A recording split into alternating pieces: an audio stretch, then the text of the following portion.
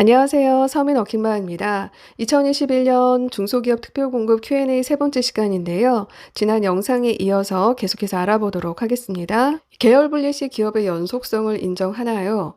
고용 승계가 함께 이루어졌다면 동일한 기업으로 인정받을 수 있습니다.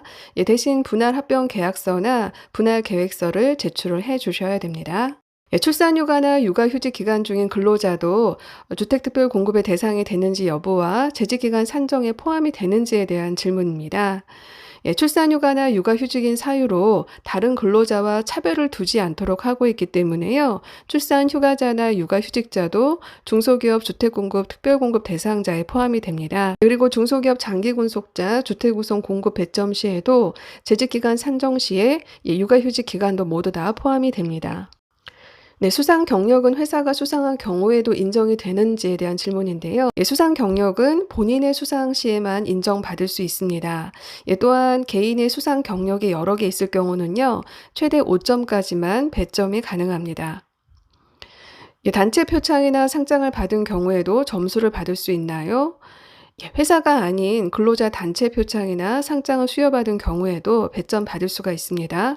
대신 이 경우에 수요기관에서 수요 증명서를 발급받아서 제출하시면 수상 경력 점수를 배점 받을 수 있습니다. 수상 경력 보유는 유효기간이 있나요? 이전 규정에서는 유효기간이 있었습니다. 훈포장 11년, 대통령 표창상장 7년, 국무총리 표창상장 5년, 기타 상장 3년의 유효기간이 있었는데요. 이제는 제도가 변경되면서 수상 경력에 대한 유효기간은 없습니다. 수도권에 연구소 또는 연구개발부서가 있는 경우 연구 전담 요원 점수를 받을 수 있나요? 이전 규정에서는 연구소가 서울, 인천, 경기 지역에 있을 때는 배점을 받을 수 없었습니다. 근데 변경 규정에서는 서울, 인천, 경기 지역에 근무하고 있다 하더라도요, 연구 전담 요원으로 근무하고 있다면 5점의 배점을 받을 수 있습니다. 이전에 근무하던 중소기업에서 연구전담 요원이었으나 현재는 일반 직원일 경우 연구전담 인력으로 점수를 받을 수 있는지 없는지에 대한 질문인데요. 결론적으로 연구전담 요원으로 근무했으나 현재는 일반 직원으로 근무 중이라고 하면 해당 점수는 배점을 받을 수 없습니다. 자격증 보유에 따른 배점 시 자격증이 여러 개일 때 점수는 어떻게 배점되는지에 대한 질문입니다. 자격증이 여러 개 중복으로 있는 경우는요, 본인에게 유리한 한 개의 자격증만 인정받을 수 있습니다. 현재 기술사 또는 기능장은 3점, 기사 또는 산업기사는 2점, 기능장은 1점의 배점을 받을 수 있는데요. 중복으로 여러 개 있는 경우는 본인에게 유리한 한 개의 자격증만 배점 산정하시면 되겠습니다. 국가기술 자격증의 한식 조리기능사나 워드 프로세스 같은 자격증도 특별공급 배점 시에 포함이 되는지에 대한 질문입니다. 국가기술 자격증의 범위는 기술 기능 분야와 서비스 분야로 나뉘어지는데요. 주택특별공급에 대한 배점 부분은 서비스 분야는 해당이 되지 않고 기술 기능 분야만 해당이 됩니다. 그래서 한식 조리기능사는 배점 받을 수가 있고요. 워드 프로세스나 컴퓨터 활용 능력 자격증은 서비스 분야에 해당되는 그런 자격증이기 때문에 특별 공급 배점 산정 시에 배점에 인정이 되지가 않습니다. 화면에 보시는 것처럼 국가기술 자격 직무 분야는 기술 기능 분야가 있고 서비스 분야가 있습니다. 그래서 사회조사 분석사나 소비자 전문 상담사, 컨벤션 기획사나 전산 회계 운영사, 워드 프로세서, 컴퓨터 활용 능력, 한글 속기 등은 서비스 분야이기 때문에 해당이 되지가 않습니다. 중소기업 장기군속자 주택특별공급 시 자격증으로 인정받을 수 있는 부분은 기술 기능 분야 자격증만 해당이 되고요. 한식, 중식, 양식, 일식, 보고조리 기능사라던가 지게차 운전 기능사, 금속도장 기능사, 패션 디자인 산업기사, 귀금속 가공 기능사, 또 밑에 보시면 이용사, 미용사, 네일이나 피부 미용사 등등 이런 부분들이 해당이 됩니다. 자녀 수를 산정할 때 태아는 몇 명까지 인정이 되나요? 태아에 대해 몇 명까지 인정할 수 있다는 그런 규정을 따로 두고 있진 않다고 합니다. 태아가 만약에 쌍둥이라면 자녀를 2명으로 볼 수 있습니다. 또한 미성년자의 태아가 있을 경우는 이를 확인할 수 있는 별도의 서류인 임신 확인증을 제출하셔야 됩니다. 미성년 자녀 수를 산정할 때 미성년자의 기준은 무엇인가요? 예, 미성년 자녀의 기준은 만 19세 미만의 자녀로 보시면 됩니다. 보통 기관 추천 신청 받고 나서 그 후에 해당 아파트 주택의 입주자 모집 공고문이 발표되게 되는데요. 모든 청약의 그런 자격 기준은 입주자 모집 공고문 일자를 기준으로 보게 되니까요. 해당 주택의 입주자 모집 공고의 기준으로 만 19세 미만이라고 하면 예, 미성년 자녀로 배점 산정 받을 수 있겠습니다. 주택건설 위치에서 중소기업까지 6km 거리 측정은 어떻게 하게 되나요? 예, 현재 재직 중인 회사가 주택건설 지역 내 시군에 소재하거나 주택건설 지역의 그 같은 시군 소재는 아니지만 건설 위치에서 반경 6km 이내에 있게 되면 5점의 배점을 더 받을 수가 있습니다. 예, 따라서 해당 그런 그 위치가 반경 6km 이내인지 여부를 예, 측정하는 방법은요. 예, 네이버 지도에서 예, 그 해당 건설사를 중심축에 놓으시고요. 예, 반경 6km로 해서 이렇게 거리를 한번 재보시면 되겠습니다. 그래서 이 반경 6km 안에 지금 재직 중인 회사가 포함되어 있다라고 하면 예, 5점의 배점을 더 받을 수가 있겠습니다.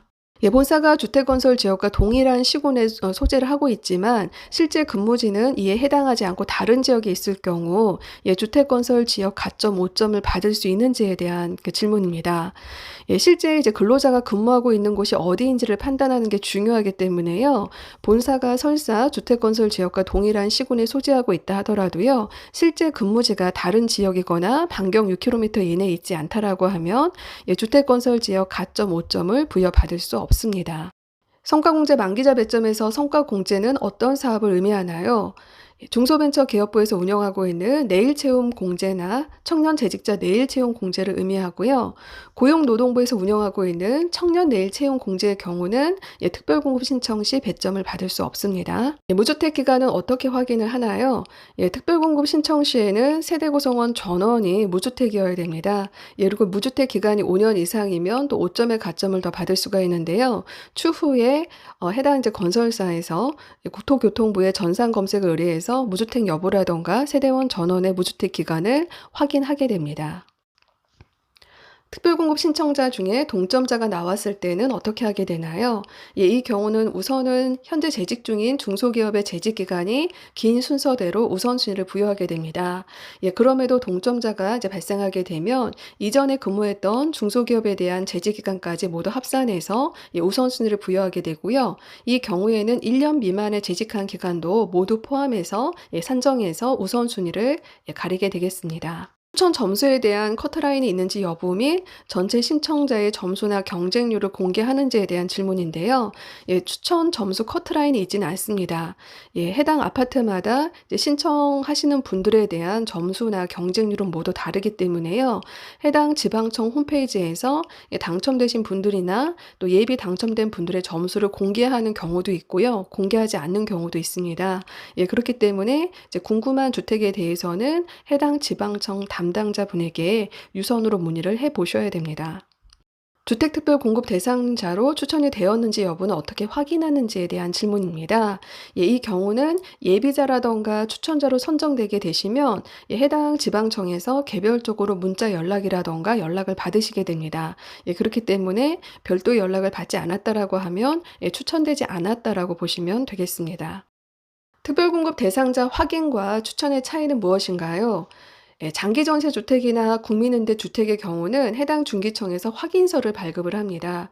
반면 공공이나 민영 아파트의 분양 같은 경우는 이제 중기청에서 추천자를 선정을 해서 추천을 하게 됩니다. 확인서의 경우는 중기청에서 중소기업 재직 여부만 확인하고 확인서를 발급해 드리고요. 이 경우 해당 건설사인 사업주체가 추후에 소득이나 자산 기준 등에 따라서 최종 당첨자를 확정하게 됩니다. 예, 반면 추천의 경우는 중기청에서 배점 기준표에 따라 배점을 해서 고득점자 순으로 사업주체의 추천자와 예비자를 선정해서 알려주게 되어 있고요. 청약에 대한 일반 조건인 무주택 세대 구성원 여부나 주거지, 청약 저축 등에 대한 그 충족 여부는 추후 사업주체에서 확인해서 최종 분양 당첨자를 선정하게 됩니다. 네, 오늘 영상은 여기까지입니다. 오늘 영상이 도움이 되셨다면 구독과 좋아요, 알림 설정까지 꼭 부탁드리고요. 저는 다음 영상으로 찾아뵙겠습니다. 감사합니다.